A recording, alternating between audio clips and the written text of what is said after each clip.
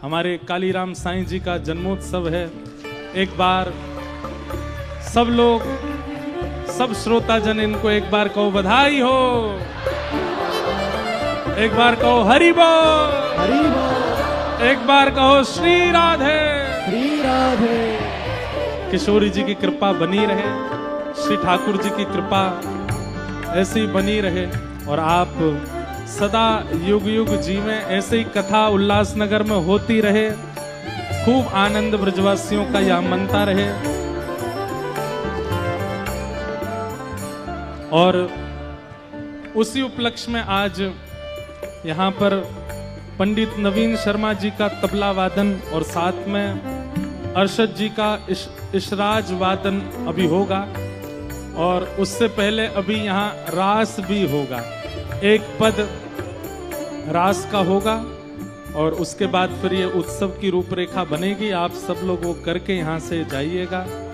रूप गोस्वामी प्रगट कियो जहाँ, रूप गोस्वामी प्रगट कियो जहाँ, श्री रूप गोस्वामी प्रगट कियो जहाँ, रूप गोस्वामी प्रगट कियो राधा गोविंद रूप निधान, वृंदावन मेरो वृंदावन, ओ वृंदावन मेरो वृंदावन, हे श्री वृंदावन प्यारो वृंदावन, श्री वृंदावन प्यारो वृंदावन, रूप गोस्वामी प्रगट किया जहाँ, रूप गोस्वामी प्रगट कियो राधा गोविंद रूप निधान, वृंदावन मेरो वृंदावन, वृंदावन मेरो वृंदावन, हे श्री वृंदावन प्यारो वृंदावन, श्री वृंदावन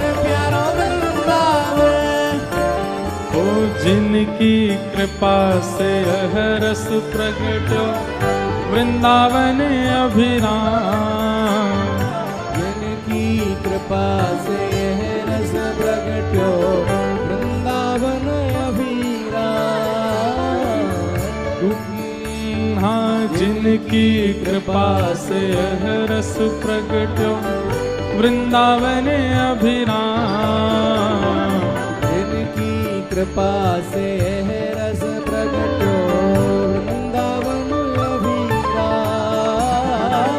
सप्तनिधिन को ही उजियारो, सप्तनिधिन को ये उजियारो, यह आनंद करवावे वारो, यह आनंद करवावे वारो। हे हमारो गिरधर लाल, वृंदावन प्यारो वृंदावन, वृंदावन प्यारो वृंदावन, हे श्री वृंदावन मेरो वृंदावन, श्री वृंदावन मेरो वृंदावन। रूप को हाँ यह आनंद करवावे वारो, यह आनंद करवावे वारो, और हम सबको